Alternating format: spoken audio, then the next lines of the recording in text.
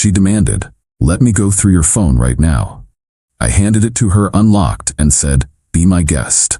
Then I picked up her phone. The terror that washed over her was all the proof I needed. I, 31 male, learned something crucial last Tuesday night. When someone suddenly becomes obsessed with your supposed secrets, they're usually hiding their own. My girlfriend Natasha, 29, and I had been together for 3 years. Good relationship, or so I thought. She worked as an interior designer. I managed a small bookstore. Not glamorous lives, but comfortable. We'd been living together for about a year in a decent 2-bedroom apartment. The paranoia started small about 2 months ago. Little comments about who I was texting, questions about why I smiled at my phone, jokes that weren't really jokes about having a work wife. I brushed it off initially. We all have insecure moments, right? But it escalated. Last Tuesday, we were watching Netflix after dinner. My phone buzzed, text from my assistant manager about switching shifts. I responded quickly and put the phone down. "Who was that?" Natasha asked. "Jasper, scheduling stuff. At 9 p.m., he works closing tonight. Just asking about tomorrow." She stared at me for a long moment, then suddenly stood up. "Give me your phone." "What? Let me go through your phone, right now." I looked at her, genuinely confused. "Why? If you have nothing to hide, it shouldn't be a problem." The thing is, I really didn't have anything to hide. My texts were boring work stuff, memes from my brother, and a group chat about fantasy football. My photos were mostly of books, our cat, and failed attempts at latte art. "Nat, where is this coming from? You're being defensive. That's suspicious." "I'm not being defensive. I'm confused." "Just give me your phone," I could have argued, could have talked about trust and privacy. But something in her desperation made me curious. This wasn't normal Natasha behavior. I unlocked my phone and handed it over. "Be my guest." She grabbed it eagerly, already swiping through apps. Then I reached for her phone on the coffee table. The change was instant. Her face went from triumphant to terrified in about 0.3 seconds. "What are you doing?" she squeaked. "Same thing you're doing." That's different." "How?" You can't just." "If you have nothing to hide, it shouldn't be a problem." I echoed her words back calmly. She clutched my phone tighter. "This isn't about me." "Apparently it is. Marcus, don't," but I'd already picked up her phone. It was locked, obviously. "Password?" I forgot it." "You forgot your own phone password?" It's new. I changed it recently." "Why?" "Security." I looked at her, really looked at her. She was sweating, actually sweating, over me, potentially looking at her phone while she freely scrolled through mine. "Natasha, what's on your phone?" "Nothing." "God, why are you making this about me?" "You literally demanded to search my phone." I agreed. "Why can't I do the same?" Because you're the one acting suspicious." "How am I acting suspicious?" "You're always on your phone." "I run a business, you know this." Late night texts from employees, which you're currently reading. She was still scrolling frantically through my phone, but I could see her hands shaking. She wasn't even reading anymore, just swiping to look busy. "Unlock your phone, Nat." "No." "Why?" "I don't have to explain myself to you." The projection was so obvious it was almost painful. Here she was, desperate to find evidence of cheating on my phone, while guard-dogging her own like it contained nuclear codes. I set her phone down. "Okay."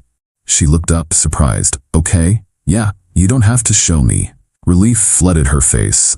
"Good, because this is ridiculous but I know everything I need to know now." The relief vanished. "What does that mean?" "It means you're looking for evidence of something you're guilty of." Classic projection. "I'm not projecting anything." "Then why are you terrified of me seeing your phone?" "I'm not terrified, I just value my privacy." While violating mine, she threw my phone at me, literally threw it. Lucky I caught it. "You're being manipulative," she screamed. "I'm being logical." "Same thing, you always do this, turn everything around on me." "When have I ever asked to see your phone before today?" She couldn't answer that. Because I hadn't. Not once in 3 years. "I'm gonna bed," she announced, storming off. I sat there for a while, processing. The guilty flee when no one pursues, as they say, and Natasha had just sprinted away from a race I wasn't even running. The next morning, she acted like nothing happened. Made breakfast, chatted about her day, kissed me goodbye, but she took her phone into the bathroom while she showered. She'd never done that before. I had a decision to make. I could pretend everything was fine, or I could find out what had her so scared. I chose option 3. I waited. Because here's the thing about guilty people, they always tell on themselves. You just have to be patient. and I'm very patient. Update 1. Patience paid off faster than expected. After the phone incident, Natasha's behavior became increasingly erratic.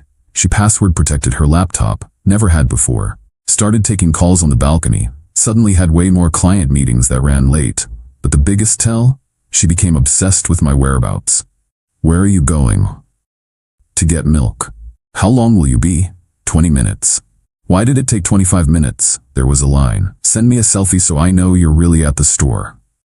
Are you serious? The projection was off the charts. Every controlling behavior screamed, I'm doing something wrong and assume you are too. I documented everything in a notebook. Not for revenge, just for my own sanity. When someone tries to gaslight you, written records help you trust your own perception. Thursday night was when things cracked open. Natasha was at a client dinner. She'd been very specific about it being at Romano's, even mentioned she might be late because the client was chatty.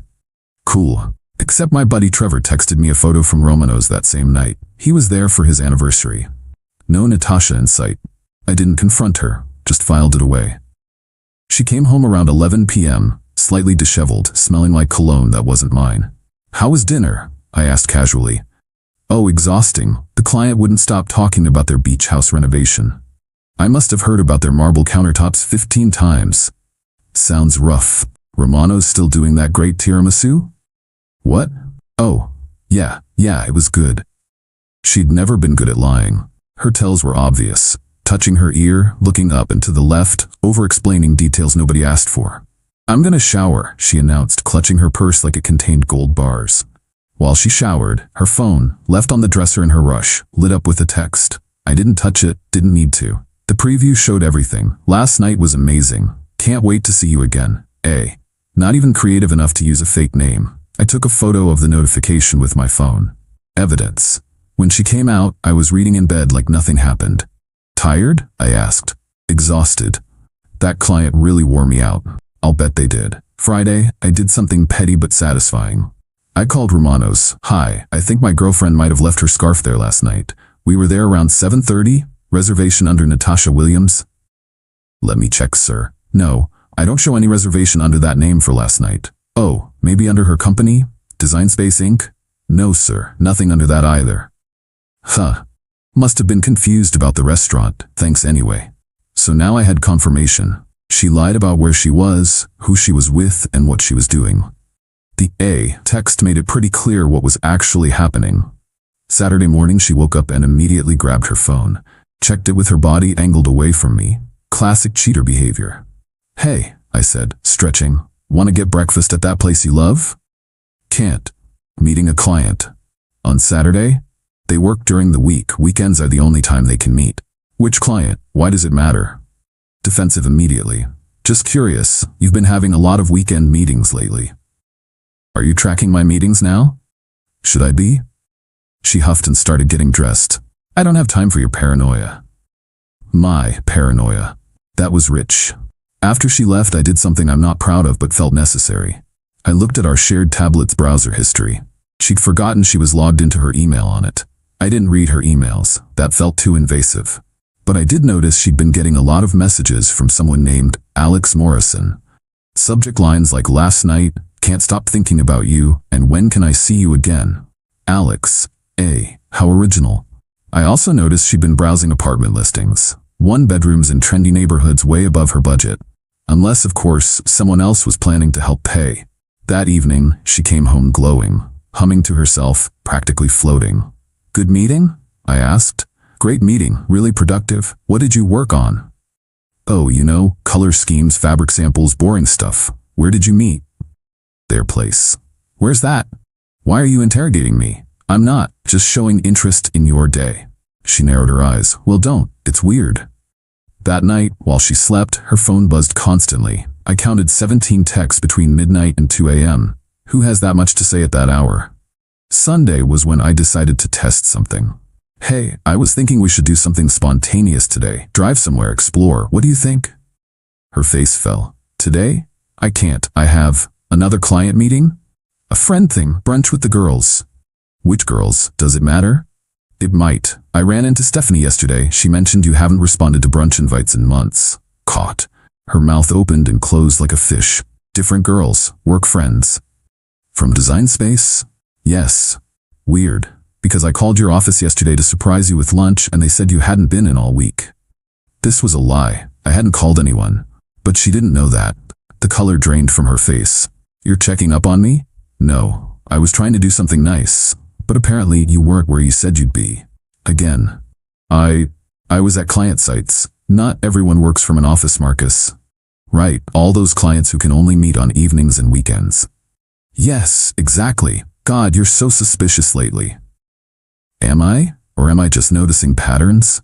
She grabbed her purse. I'm not doing this. I have brunch. With Alex? I shouldn't have said it, but I was tired of the games. She froze in the doorway, didn't turn around.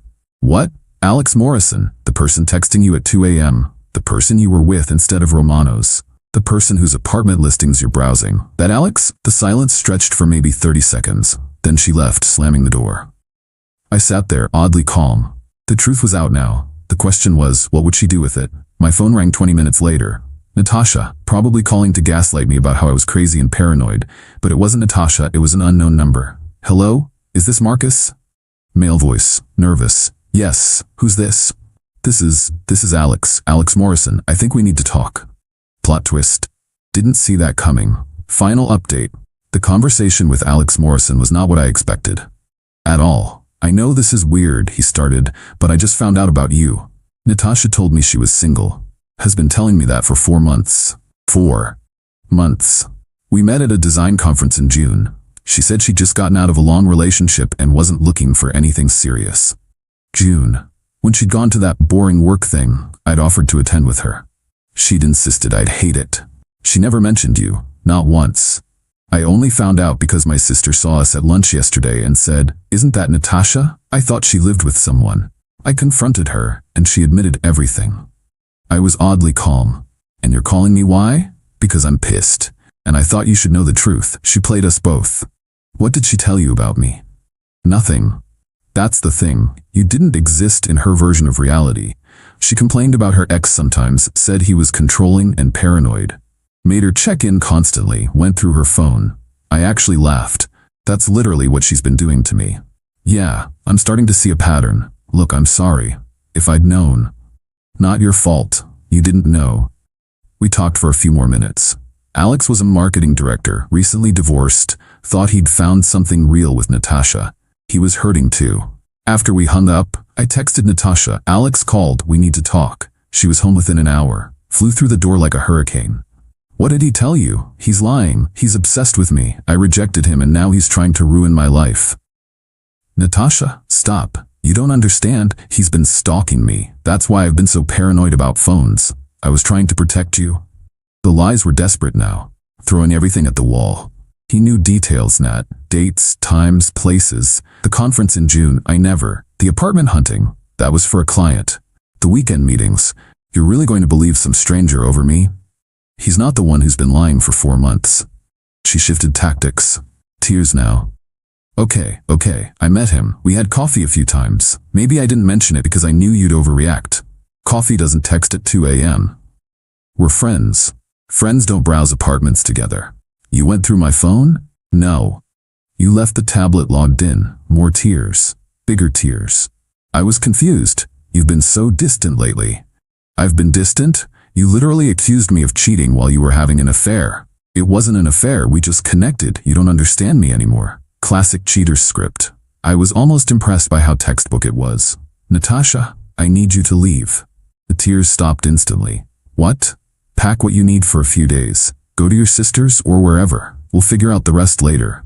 You can't kick me out. I live here. You're right. I can't force you, but I'm asking you to give me space to process this.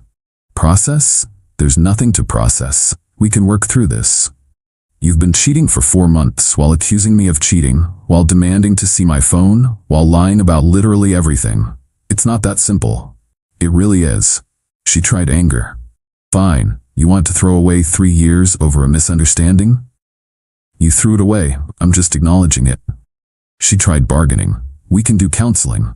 I'll cut off Alex. I'll give you all my passwords. You mean the passwords you wouldn't give me when you were going through my phone? She tried manipulation. I guess I'll just be homeless then, since you clearly don't care what happens to me. Your sister lives 20 minutes away. You're not going to be homeless. Finally, she tried threats. I'll tell everyone what kind of person you really are. How controlling you've been. Go ahead.